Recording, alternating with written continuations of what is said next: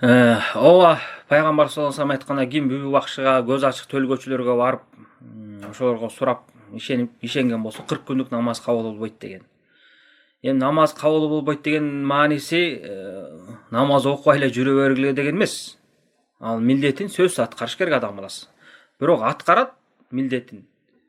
Мойнуна жүктөлгөн милдетин, бирок ошого эч кандай сооп албайт. Ошол адам соопсуз кылат. Ошондой көз ачыктарга барган үчүн Аллах субхана таала жаза катары ошондой кылып койгон. Эгерде ал жанагындай шылтоолоп кабыл болбойт экен деп намазын таштаган болсо 2 күнөөлүү болот. Намазды таштаган үчүн жана көз ачыктарга баргандык үчүн. Ошондуктан ошондой бир туугандарга айтарым, Кудай Тааладан корккула, намазды эч качан таштабаш керек. Көз ачыкка ким барып жүргөн болсо, билбей Кудай Тааланы тобо кылып кечирим сурасын, андан кийин андай иштерге барбасын.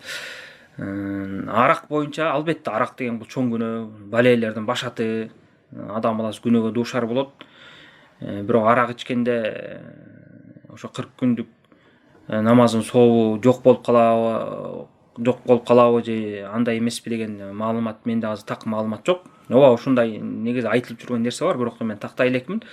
Бул жөнүндө айта албайм.